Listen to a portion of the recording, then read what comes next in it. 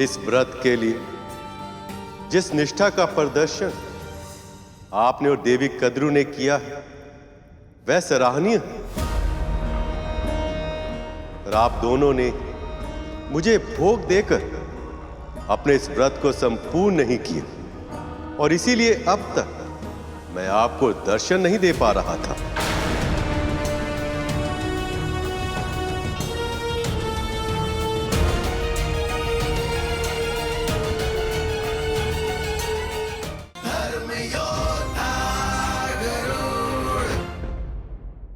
व्रत भले ही विंता और कद्रू ने रखा हो, किंतु हमें आमंत्रण तुमने दिया है दीदी।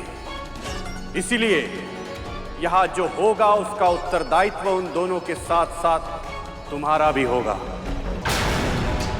जी जी महर्षि, मैं उनकी सहायता करके आती हूँ। राहुल चले? जी।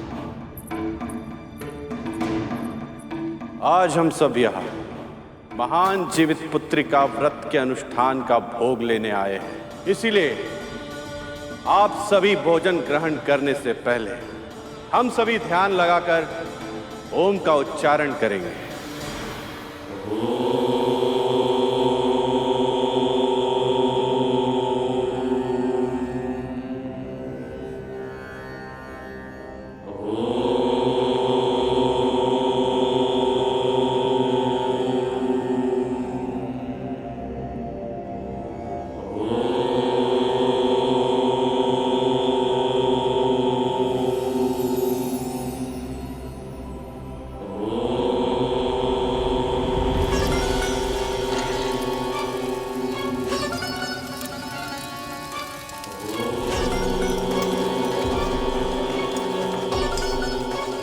ये गरुड़ कहाँ रह गया? मैं भी यही सोच रहा हूँ कालिया, अभी तक फल लेके क्यों नहीं आए?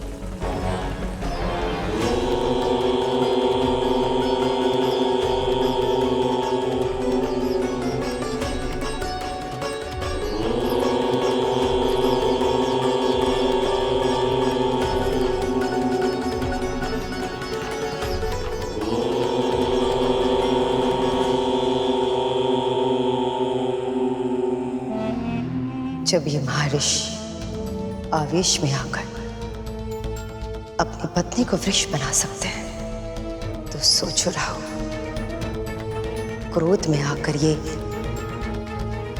कद्रू, उसके पुत्र विंता और गरुड़, इन सबको क्या क्या बना देंगे, इसकी तो कल्पना ही अद्भुत है।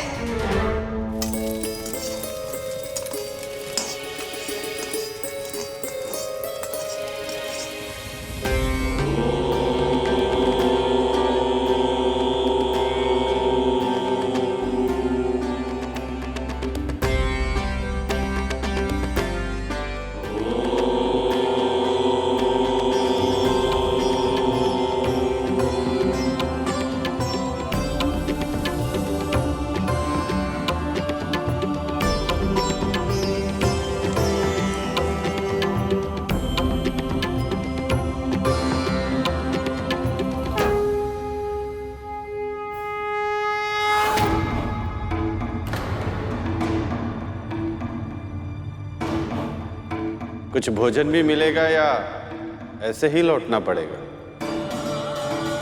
बस अभी अभी आया महर्षि।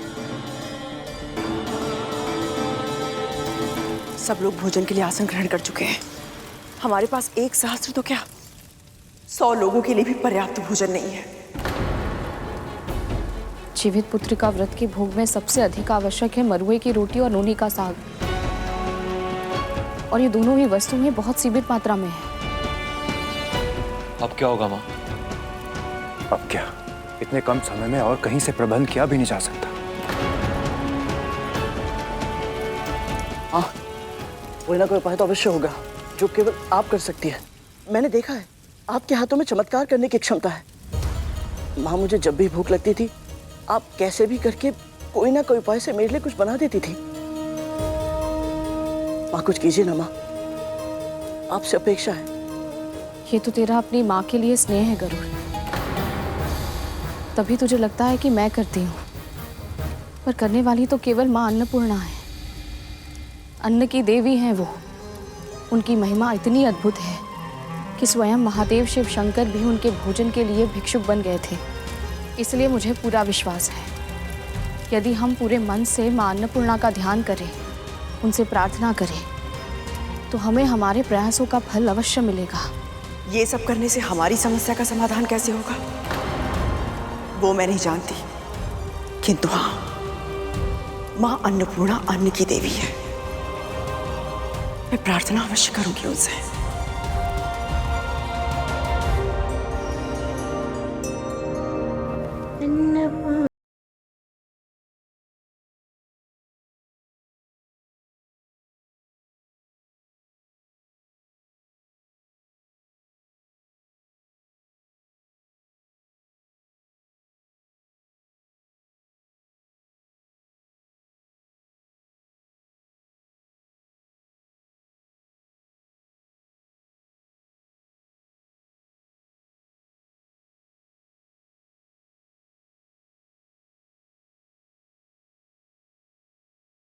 वल्लभी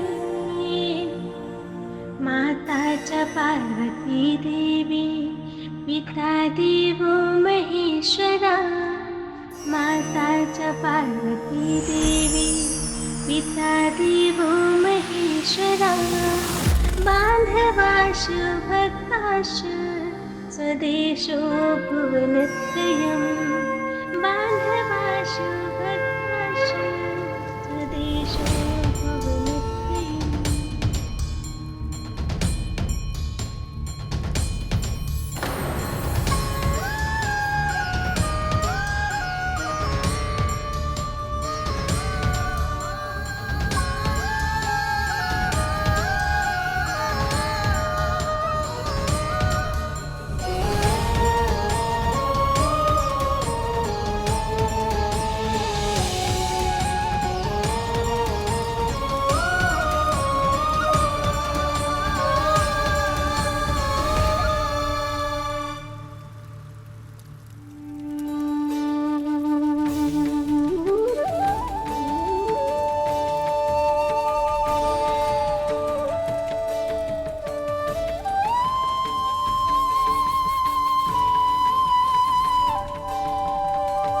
ये प्रसाद ऐसे क्यों रखा है?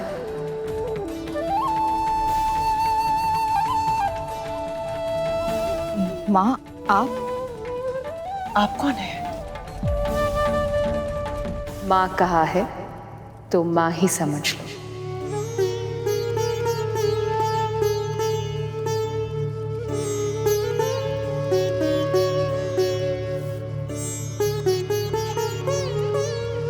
इस प्रसाद को अब खुला मत छोड़ो और इस पत्तों को पूरी तरह हटाए बिना इस करछी से प्रसाद बांटना आरंभ करो। क्या सोच रही हो?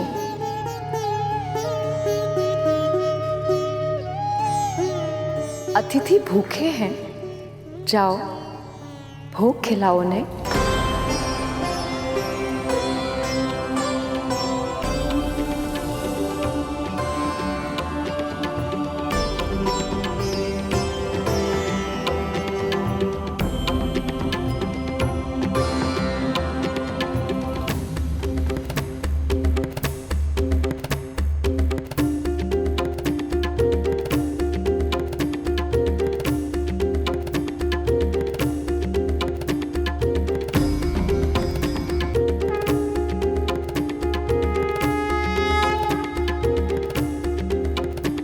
जल्द ही भोग का खाना कम पड़ने लगेगा और क्रोध में आकर ऋषि दुर्वासा इन्हें श्राप दे देंगे।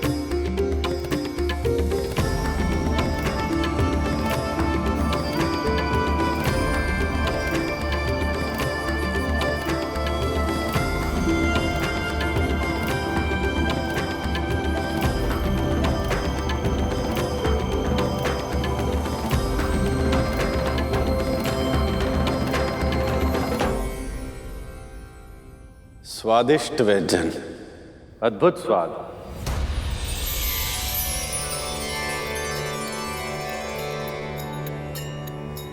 और थोड़ा और।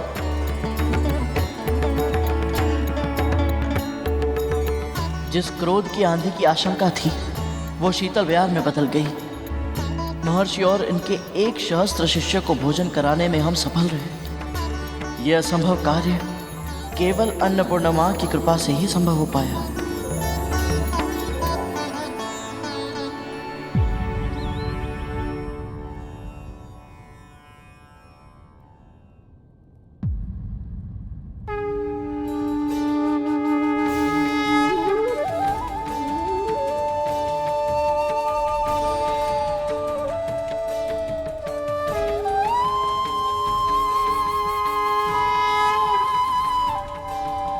मां अन्नपूर्णा अब स्वयं आई और हमारे बनाए भोजन को अपना आशीर्वाद दिया।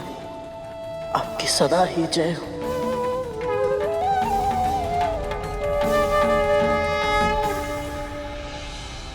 बहुत ही स्वादिष्ट भोजन था, आनंद आ गया।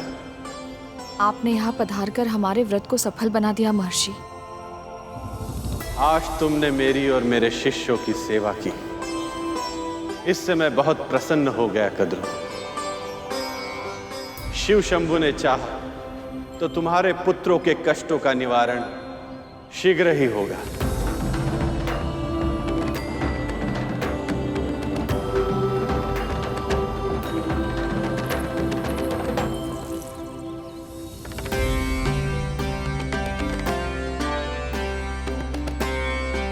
तुम दोनों में अपार संभावना है।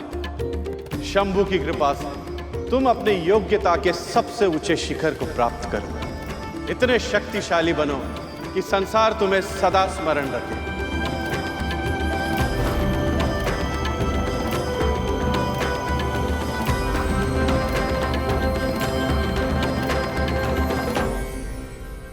तेरे मन में मुझे एक ही इच्छा दिखाई दे रही है बालक।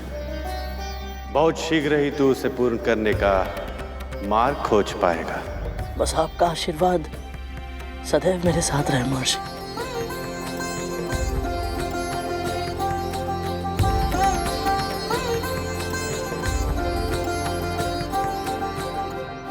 मुझे आमंत्रित करने के पीछे भले ही तुम्हारी नीयत अच्छी नहीं थी, पर मुझे तुम्हारे कारण ऐसा भोजन करने का सौभाग्य मिला जिसे स्वयं मां अन्नपूर्णा का वरदान मिला था।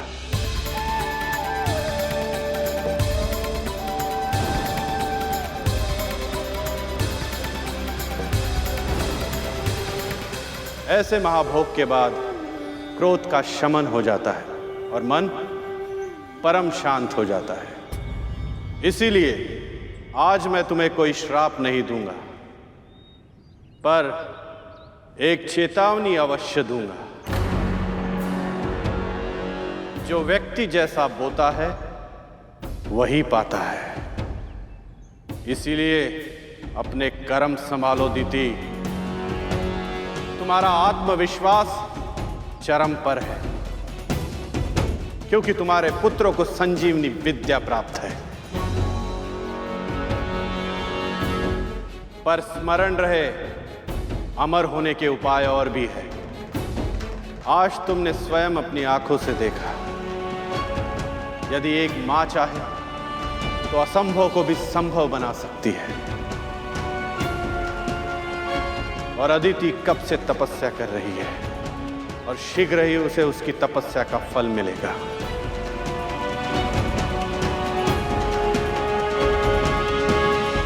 पर उसका परिणाम तुम्हारे पुत्रों के लिए कैसा होगा, यह तुम्हारे कर्मों पर निर्भर करता है।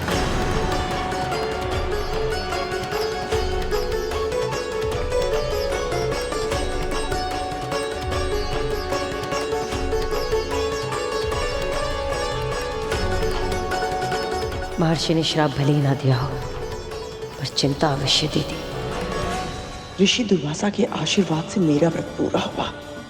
अब मेरे पुत्र शीघ्र ही स्वस्थ हो जाएंगे। तक तो धूमर, शिशु नंदी, भूत नंदी, सब लोग उठो।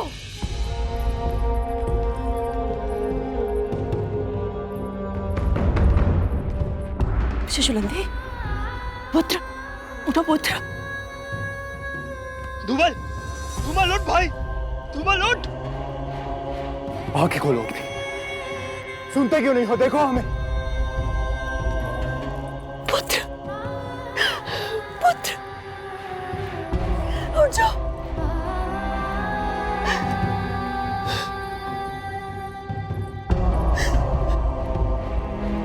कालिया, अपने भाई से बोलो ना उठने के लिए।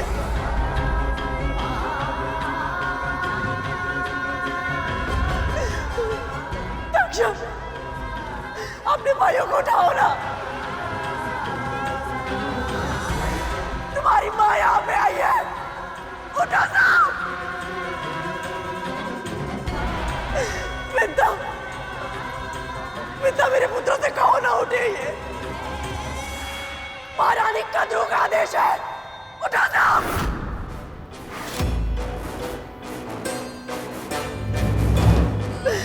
विद्या,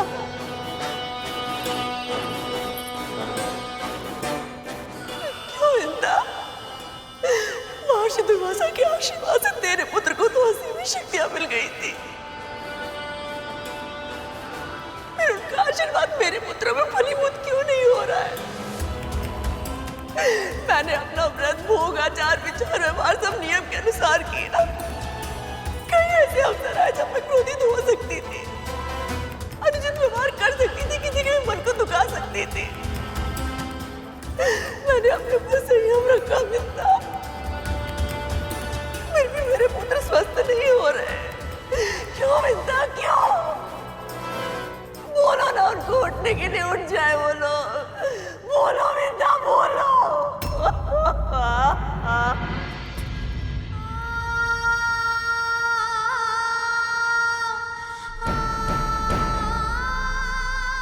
मेरी भक्ति में क्या कमी रह गई विद्या? क्या कमी रह गई? नारायण मुझसे क्यों रुष्ट हो गए विद्या? क्यों रुष्ट हो गए?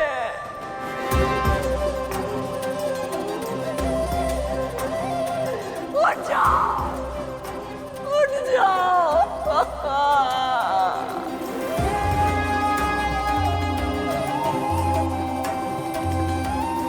अब हम क्या करें माँ? हम सभी की आशा इस व्रत पर टिकी हुई थी।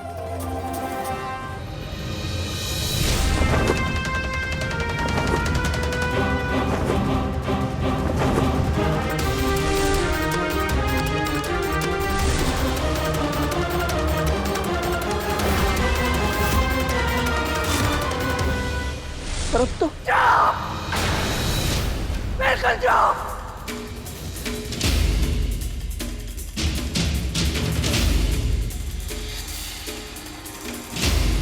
मुझसे क्या पूछ रहा है? मुझसे पूछ, इस माँ से पूछ। आज मेरे पुत्रों की दशा तेरे कारण हुई है गरुड़, तेरे कारण।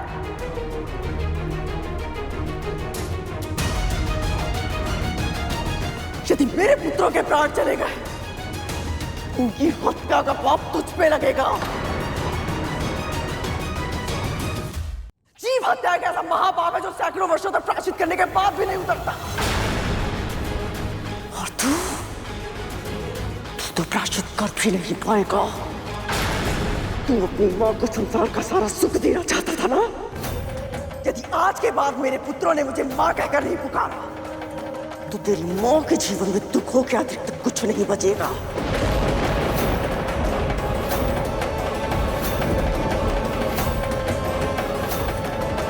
यदि इतनी अल्पायु में मेरे पुत्र काल के गाल में समा गए, तो तू भी सुखों से भरपूर परिपूर्ण जीवन नहीं जी पाएगा। तेरी मां का, तेरे भाई का, तेरा, तुम सबका अस्तित्व इस संसार से नष्ट हो जाएगा। गृहस्थ जीवन और उसके सुख जो तेरी रेखाओं में है ना, वो सदैव सदैव के लिए मिट जाएंगी। तेरी पक्षी प्रजाति सदैव सदैव के लिए समाप्त हो जाएगी। ये इस मां का श्राप है।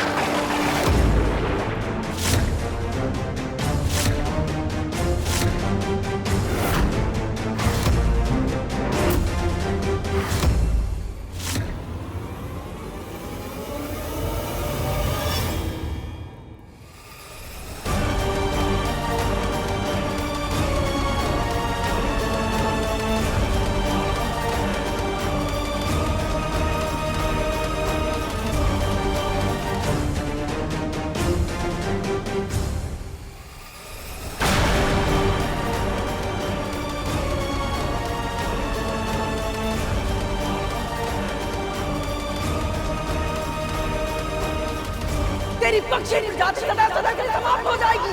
किस माँ का श्राप है?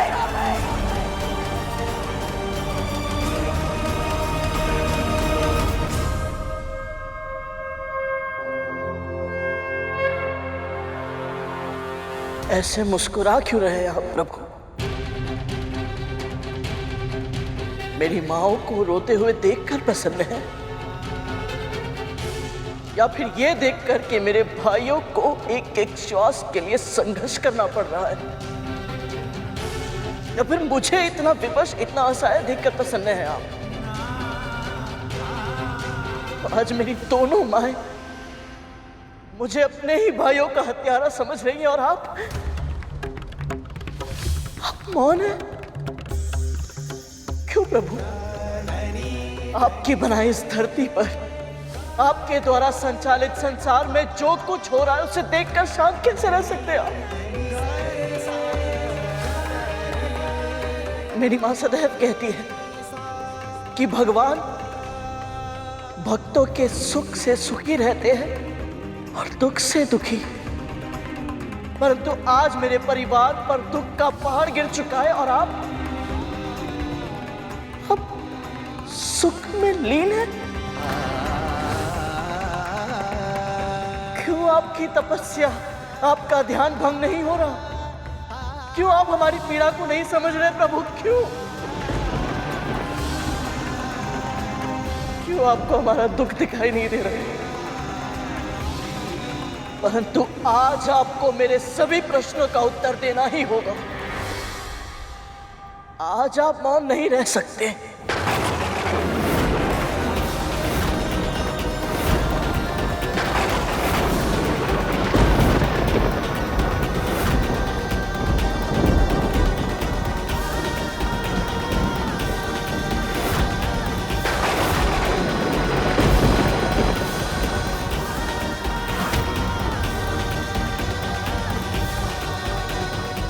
मेरी मां ने सदैव आपकी ही भक्ति की है प्रभु, और वो सदैव यही कहती है जहां सत्य होता है ईश्वर भी वही विद्यमान होते हैं। इसलिए आज आपको मेरे सत्य को उजागर करने आना ही होगा प्रभु, आना ही होगा आपको।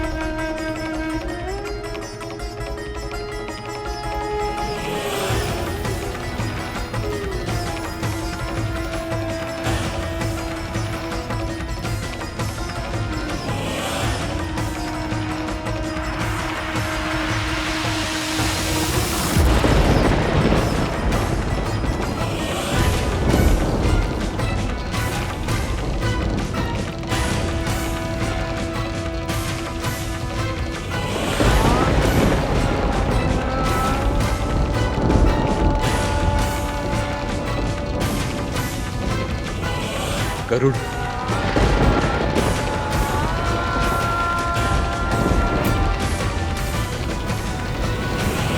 गरुड़,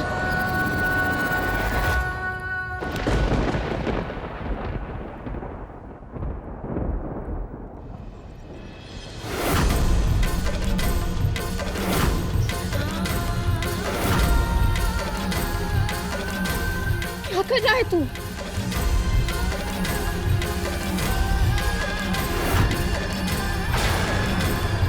गरुड़, स्वयं को कष्ट देने से क्या होगा? तेरा हाथ जलने से तेरे नाग भाइयों के घाव भर जाएंगे।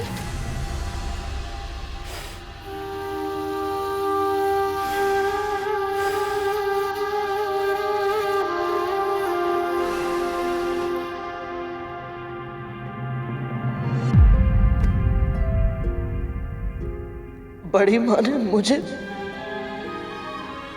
जो कहा माँ,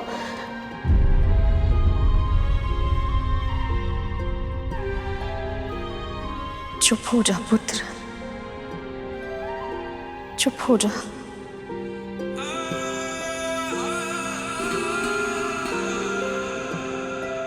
पता है माँ, बड़ी माँ के कटु वचनों से मुझे इतना दुख नहीं हुआ, परंतु आपने मेरी ओर ऐसे क्यों देखा? माँ, आपकी दृष्टि में उल्लाहना का भाव था, निराशा का दुख, क्रोध था।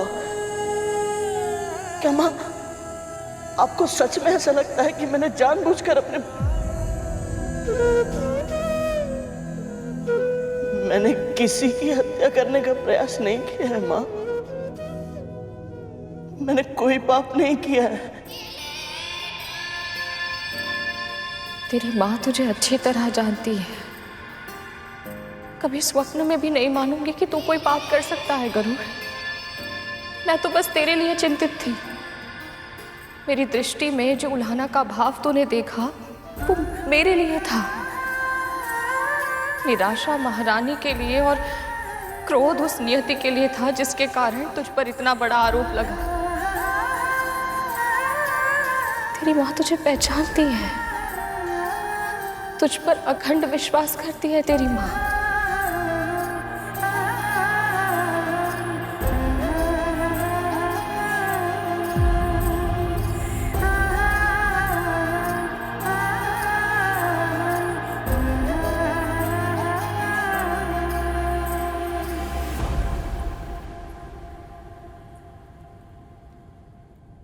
आप ऐसा नहीं कर सकते प्रभु। जानती हूं मैं, वरदान देने से पहले आप सदैव अपने भक्तों की परीक्षा लेते हैं ताकि उस प्रक्रिया के माध्यम से हम स्वयं को आपके आशीर्वाद योग्य बना पाए। पर एक मां की इतनी बड़ी परीक्षा तो आप भी नहीं ले सकते। यह अधिकार आपको भी नहीं है नारायण।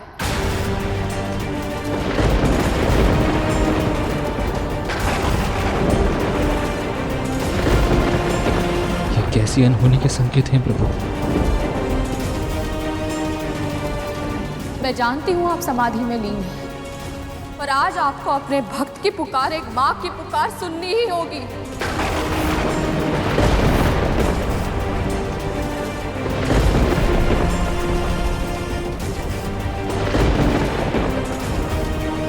मैंने और मेरे पुत्र ने मन से, वचन से, कर्म से कभी किसी का अहित नहीं किया, और इसका साक्षी और कोई हो ना हो आप स्वयं है नारायण। फिर भी आज मेरे पुत्र के मस्तक पर जीव हत्या का कलंक लग रहा है। एक दुखी मां ने क्रोध में आकर उसे ऐसा भयानक श्राप दे दिया जिससे उसका पूरा जीवन प्रभावित हो जाएगा।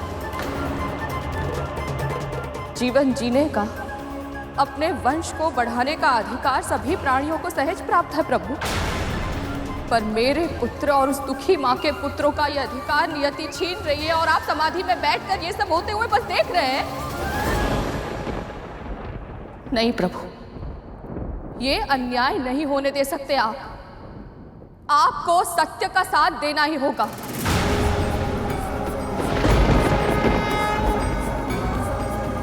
मेरा पुत्र निर्दोष है, ये सिद्ध करना ही होगा आपको।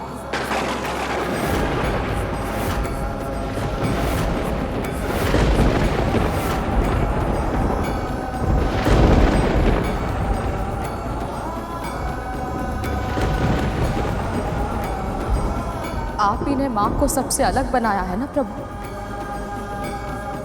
जब एक स्त्री माँ बनती है ना, तो केवल उसके तन में नहीं, उसके मन में, उसके हृदय में, यहाँ तक कि उसकी आत्मा में भी परिवर्तन आ जाता है। उसमें सृजन की शक्ति आ जाती है। और आज उसी शक्ति का आह्वान करते हुए मैं आपको पुकार रही हूँ।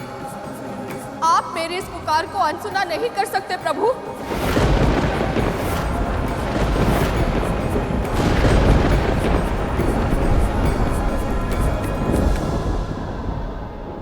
जब किसी बालक को चोट लगती है ना, तो उसके मुंह से सबसे पहले जो शब्द निकलता है वो माँ होता है। क्योंकि उसे पूरा विश्वास है यदि उसकी माँ उसके साथ है, वो उसके लिए प्रार्थना करती है, तो कोई संकट उसे छू भी नहीं पाएगा। आज यदि आपने मेरी विनती को अनसुना कर दिया ना प्रभु, तो सभी बालकों का अपनी माँ से विश्वास उठ जाएगा। और यदि ऐसा हुआ तो भक्तों का अपने भगवान के ऊपर विश्वास कैसे बचेगा नारायण? आपकी सृष्टि का आधार ही डगमगा जाएगा। आज एक भक्त को अपनी भक्ति पर शंका हो रही है। यदि आज आपने इस भक्त की पुकार नहीं सुनी तो समस्त संसार का भक्ति से विश्वास उठ जाएगा प्रभु।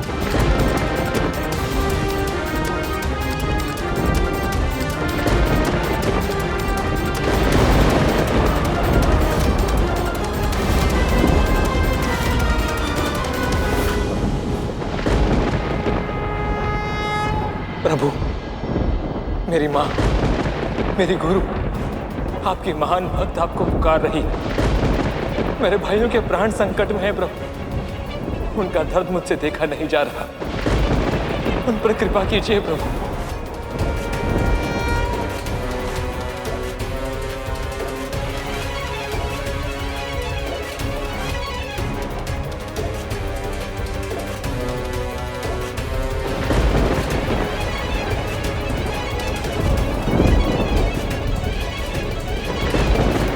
अब तो कृपा कीजिए प्रभु।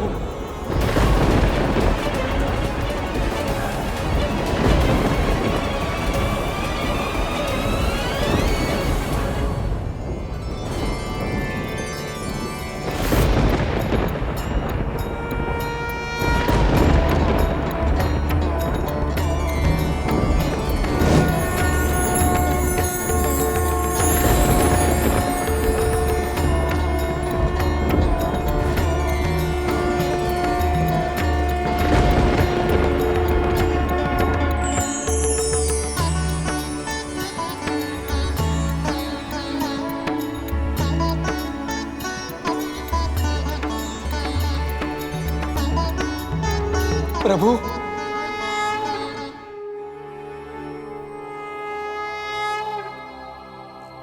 शेषनाग, मैं तुम्हारी श्रद्धा और धैर्य से बहुत प्रसन्न हूं। कहो, क्या वरदान चाहिए? आपके मुख से मेरा नाम सुन के ही मैं धन्य हो गया प्रभु। मैं बस इतना चाहता हूं कि सदैव आपकी सेवा कर पाऊं, आपके निकट रह पाऊं। इससे अधिक और कुछ नहीं चाहता प्रभु। शेषनाग, इस संसार का एक अद्भुत नियम है, जिसे कुछ नहीं चाहिए उसे ही सब कुछ मिलता है। वैसे मेरी तुम्हारे साथ पहचान अधिक समय से नहीं,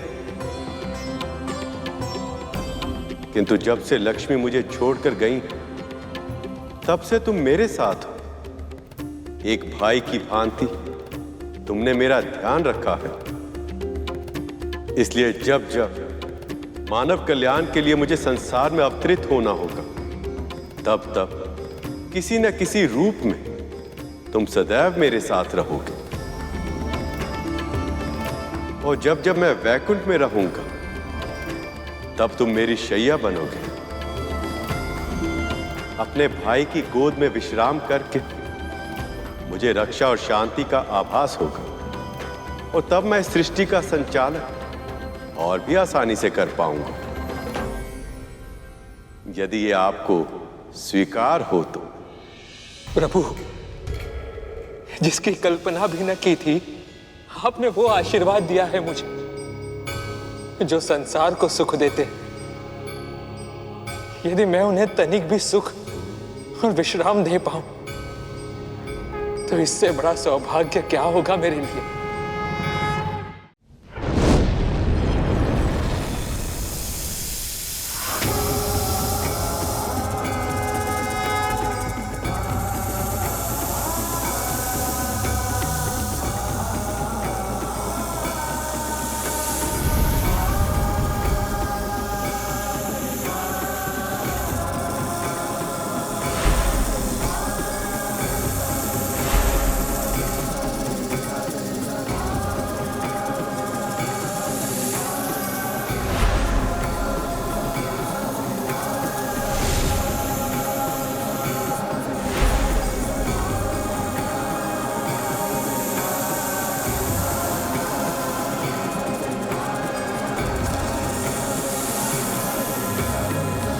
शेषनाग, तुम मेरी शैया तो बन गए, किंतु तुम्हारा हृदय इतनी तीव्र गति से धड़क रहा है कि मैं विश्राम नहीं कर पा रहा हूं। बताओ, तुम्हारा हृदय इतना विचलित क्यों है? क्षमा कीजिए प्रभु, पर जो भी मन में है निसंकोच कहो शेष। प्रभु, आपके समाधि से बाहर आने से पहले जो व्यथा मेरे मन में थी वो अब भी वही है। पृथ्वी पर जो कुछ भी हो रहा है उसी से मेरा मन विचलित है प्रभु। तुम मेरा आसन तो बन गए, किंतु माया के जाल से अब भी जकड़े हुए हो शेष। सारा संसार छोड़ दिया, पर मां तो संसार से ऊपर होती है ना प्रभु। मेरी मां कद्रू ने क्रोध में आकर मेरे भाई गरुड़ को इतना बड़ा श्राप दे दिया कि मैं कुछ सोच ही नहीं पा रहा कि किसके लिए दुखी हूं। उस मां के लिए जो अपनी आंखों के सामने अपने पुत्रों को प्राण गंवाते हुए देख रही है, या उस भाई और विमाता के लिए जो निर्दोष होते हुए भी इतना अन्याय सहने के लिए विवश है। तुम्हारी पीड़ा उचित है शेष। बताओ, मन में इच्छा क्या है? मेरे भाइयों के कष्टों का निवारण कीजिए प्रभु। उन्हें जीवन दान दे दीजिए ताकि मां कद्रू का श्राप सार्थक न हो पाए और गरुड़ और विमाता विंता का भी उद्धार हो जाए।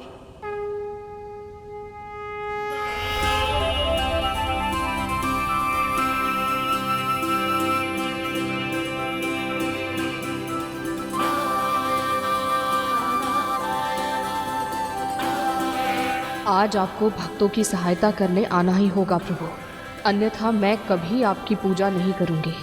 आप पर से मेरी आस्था खत्म हो जाएगी। प्रभु, आपको आना ही होगा, आना ही होगा आपको।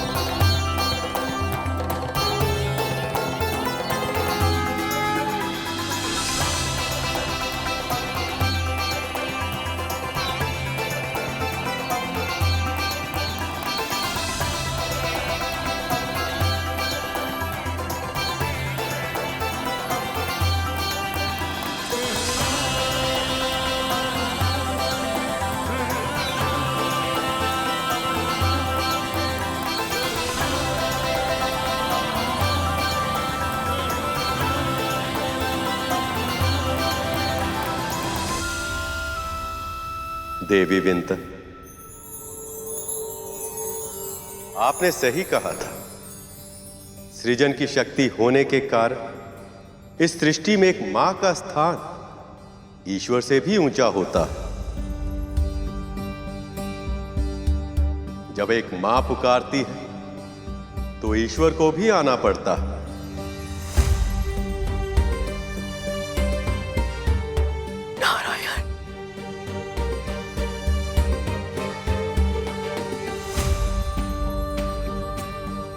इस व्रत के लिए जिस निष्ठा का प्रदर्शन आपने और देवी कद्रू ने किया है वह सराहनीय है।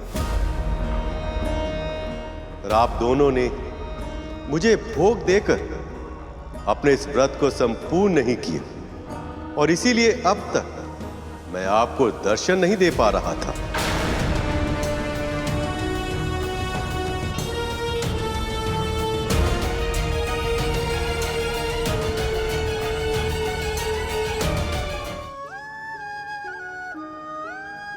मैं अभिलाई प्रभु,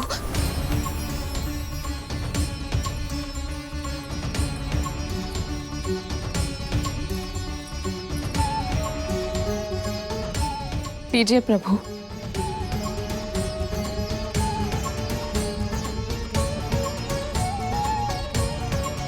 न जाने ये भीषण भूल कैसे हो गई, हमें क्षमा कर दीजिए।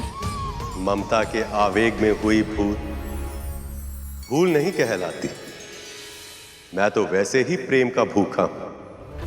जिस प्रेम और अधिकार से आपने और आपके पुत्र ने अपने मन की बातें मुझसे कही हैं, मेरा मन तो उसी से भर आया है। देवी कद्रू, आप दोनों का व्रत सफल हुआ। अब आपको इसका फल मिलेगा। आपकी इच्छा अवश्य पूरी होगी। उठिए, आंखें खोलिए कद्रूनंद, आंखें खोलिए कद्रूनंद, आंखें खोलिए कद्रूनंद, आंखें खोलिए कद्रूनंद।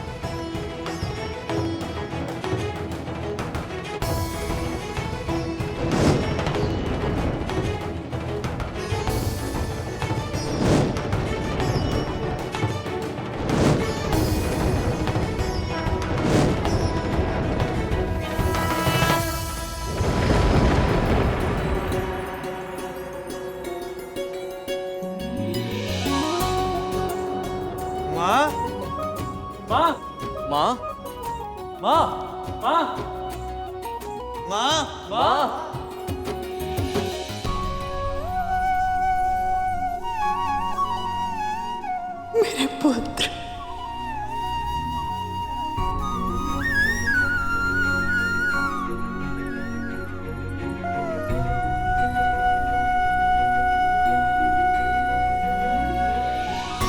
प्रभु, इस व्रत को सफल बनाने के लिए गरुड़ ने जो प्रयास किए हैं, उनके प्रभाव से इसका प्रायश्चित पूरा हुआ। वैसे भी सभी नाग जीवित हैं, इसलिए जीव हत्या ना होने के कारण देवी कद्रू का श्राप भी फलीभूत नहीं होगा। जिसके जीवन के लक्ष्य बड़े हों, उसके मार्ग में समस्याएं भी अधिक आती हैं। तैयार हो जाओ गरुड़, अब तुम्हारे मार्ग में शीघ्र ही अनेक बाधा विघ्न आएंगे, अनेक परीक्षाएं होंगी, पर स्मरण रहे, स्वर्ण अग्नि में तपकर ही कुंदन बनता है।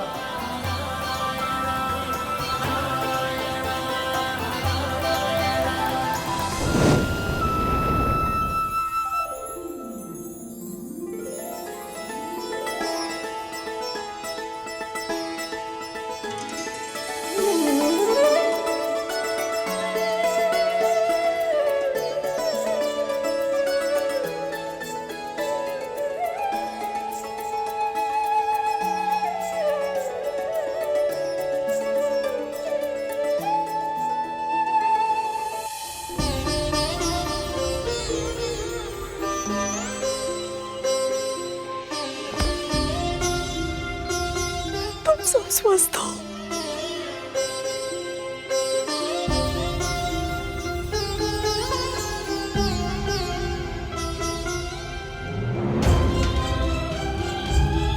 आज के बाद कोई भी आपदा या विपदा तुम सब तक नहीं पहुंचने दूंगी।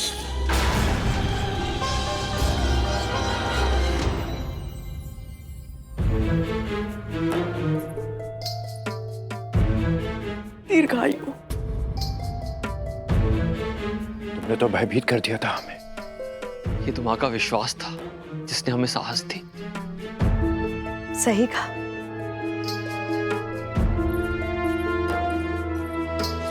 कद्रू, जितना कठिन तुम्हारा व्रत था उतनी ही निष्ठा से निभाया तुमने। ये तुम्हारे ही व्रत का फल है जो तुम अपने पुत्र को यम के फंदे से बचा कर ले आए।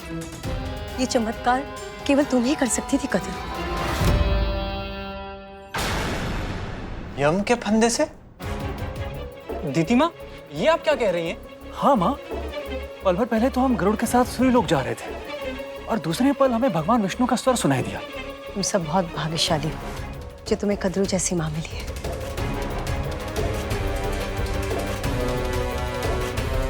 इसकी प्रार्थनाओं के कारण आज तुम सब जीवित हो, वरना वो विंता और गरुड़, उसके कारण तो तुम सब लगभग मर ही चुके थे।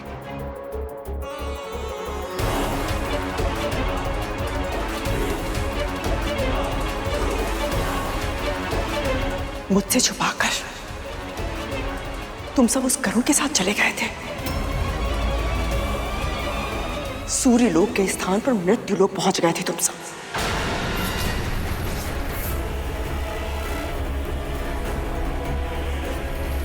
इस बार तो मैंने तुम सबको सुरक्षित कर लिया, किंतु अगली बार ऐसा कुछ मत करना। अब ऐसा नहीं होगा माँ। हाँ माँ, हम आपकी आज्ञा के बिना कहीं नहीं जाएंगे माँ।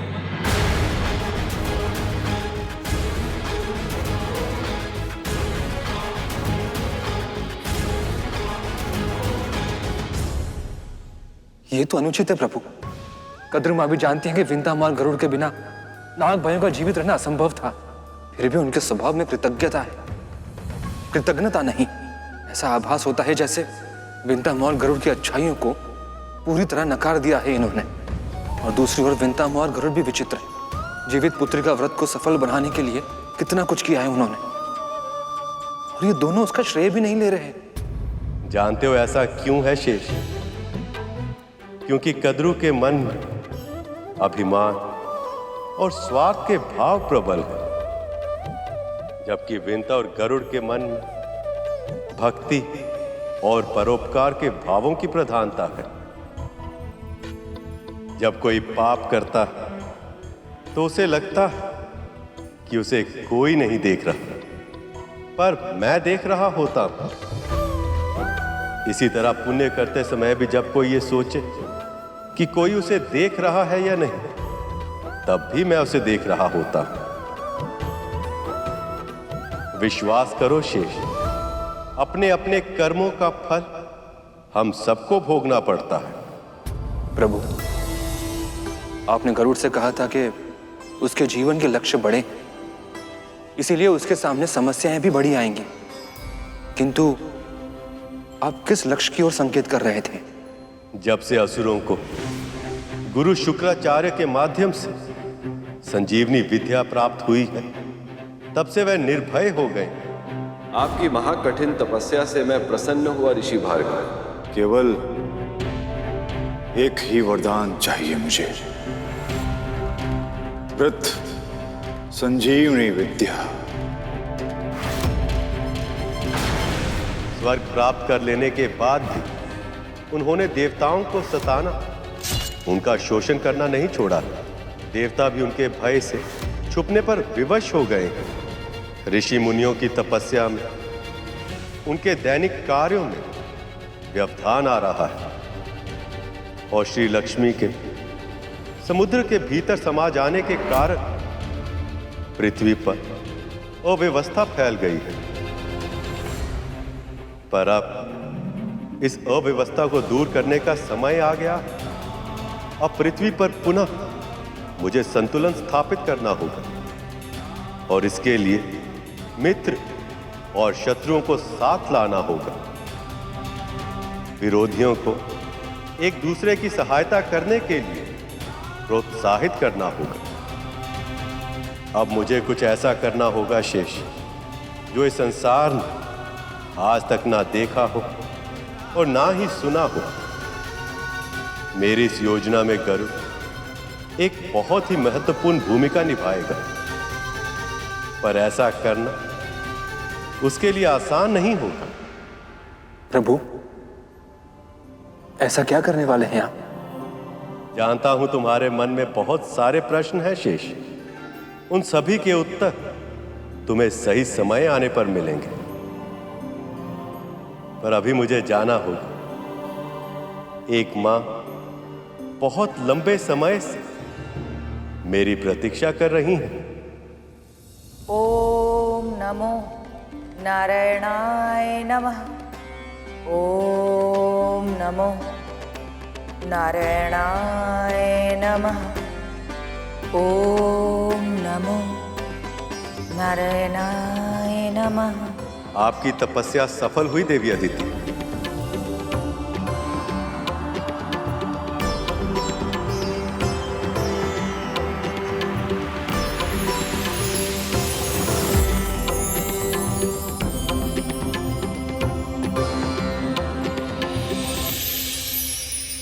देवी अदिति, देवी अदिति, देवी अदिति, देवी अदिति।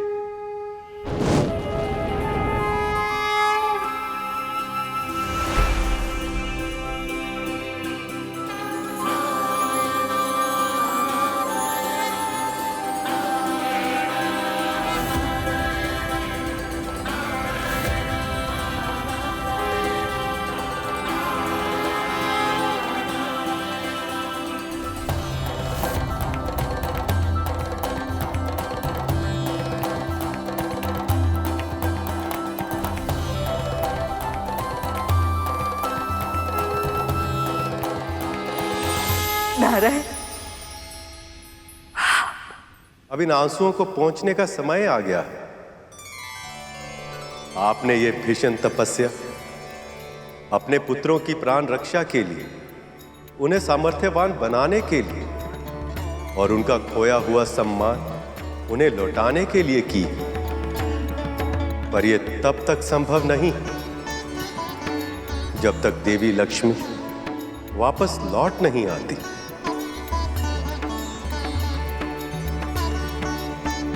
ये अपराध मेरा है प्रभु। मैं ही अपने पुत्र को अहंकार से नहीं बचा पाई, जिसके कारण महर्षि दुर्वासा का श्राप मिला। तूने विजय श्री की प्रतीक परम पूजनीय रुद्राक्ष की माला मेरे आशीर्वाद और उससे भी अधिक मेरे आराध्य भगवान शिव के वरदान का अपमान किया है। आज से तू और तेरे सभी देवता श्रीहीन हो जाएंगे। तेरा ऐश्वर्य भूमि में मिल जाएगा, श्री समुद्र में चली जाएगी। ये मेरा श्राप है तुझे। और आप और देवी लक्ष्मी विरह की असहनीय पीड़ा सहने पर विवश हो गए। देवी अदिति, पुत्र की भूल के लिए आप स्वयं को अपराधी मत मानिए। आप भली भांति जानती हैं कि प्रत्येक व्यक्ति अपने कर्मों के लिए स्वयं उत्तरदायी होता है। मैं आपकी तपस्या से प्रसन्न हूं और इसीलिए आपके पुत्रों के कष्टों के निवारण के लिए मेरे पास एक उपाय है, जिससे न केवल देवताओं का खोया हुआ मान सम्मान वैभव लौट आएगा, अपितु इस संसार में श्री भी लौट आएंगे। अब आप मेरा ये संदेश अपने पुत्रों को दें कि वह शीघ्र अतिशीघ्र मुझसे आकर भेंट करें, उनका कल्याण होगा। आपका कोटि कोटि धन्यवाद।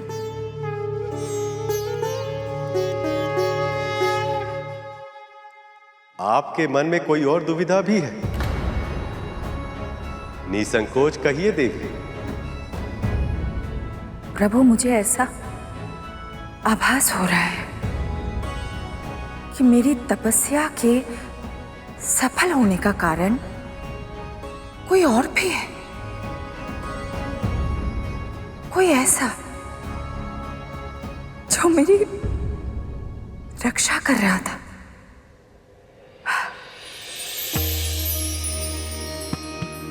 वो देखिए प्रभु। कोई बताए या ना बताए, किंतु मां का हृदय जान ही जाता है।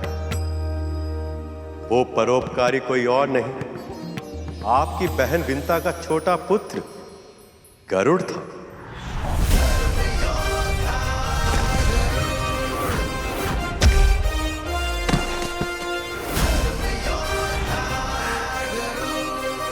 गरुड़? उसने अपने हित का विचार किए बिना असुरों के आक्रमण से आपकी रक्षा की। भविष्य में भी आपके पुत्रों की सफलता के लिए उसका साथ आवश्यक होगा।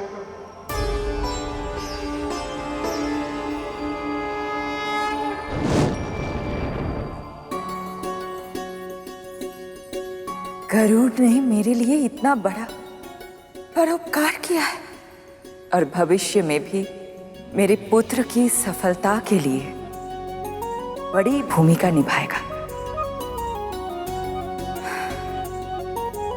मुझे शीघ्र ही उससे मिलना चाहिए।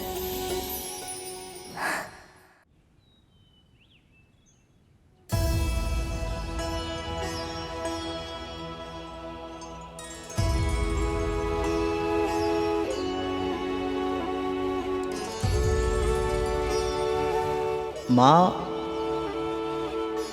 प्रभु विष्णु ने कहा था अब मेरे मार्ग में अनेक बाधा विघ्न आएंगे, अनेक परीक्षाएं देनी होंगी मुझे। इसका अर्थ क्या हो सकता है माँ? प्रभु विष्णु की लीला तो वो ही जाने। मैं तो बस इतना जानती हूँ, उन्होंने ये भी कहा था कि स्वर्ण अग्नि में तपकर कुंदन बनता है। ये तेरे लिए संकेत है गरुड़, तुझे भी कठिनाइयों की अग्नि में तपकर कुंदन बनना है।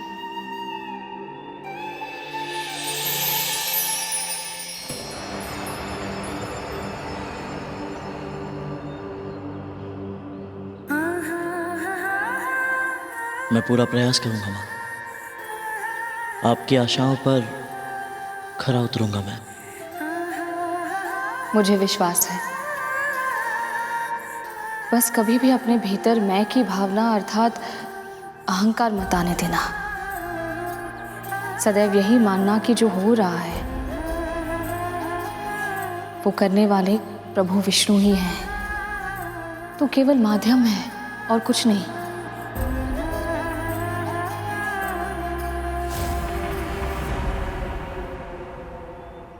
विंता, कहां मर गई तू? तू और तेरा पुत्र, तुम दोनों मेरे पुत्रों का भूखा मारोगे क्या? भोजन की व्यवस्था करो। अब पता चलेगा गरुड़ और विंता को अपना असली स्थान। एक दास चाहे कुछ भी करे, वो दास ही रहता है।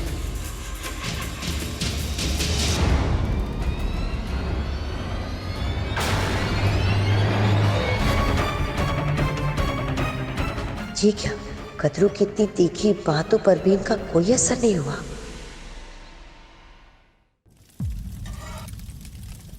विंता जी, राजकुमार और साग मांग रहे हैं। हाँ, दोबारा बना दिया है, वहां रखा है।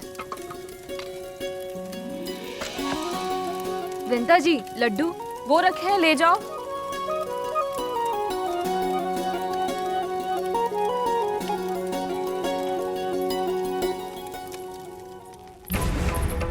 छोटा सा कार्य करने में इतना समय।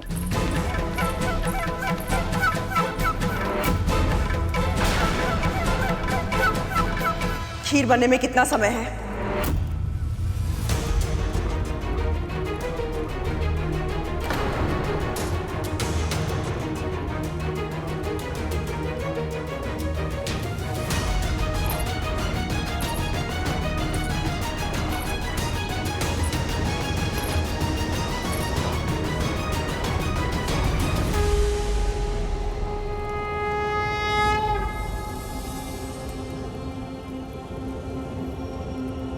बस तुम्हारी खीर की प्रतीक्षा है विंता।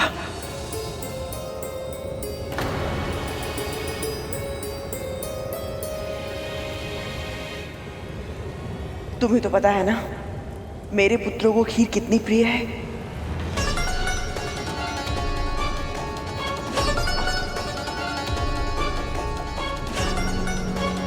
कदरू का तो स्वर ही बदल गया। ऐसा क्या हो गया पल भर में?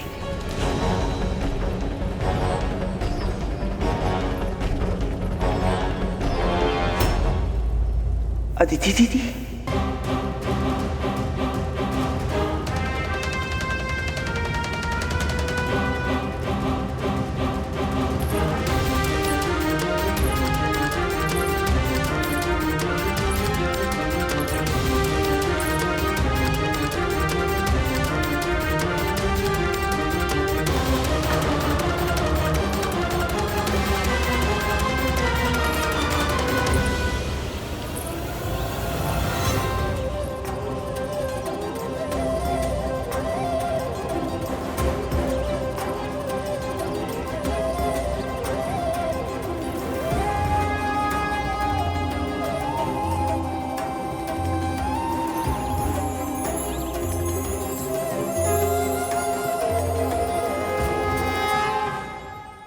पक्षीराज गरुड़ के साहस भरे कारनामे देखने के लिए चैनल को सब्सक्राइब करें और साथ ही बेल आइकॉन दबाना न भूलें।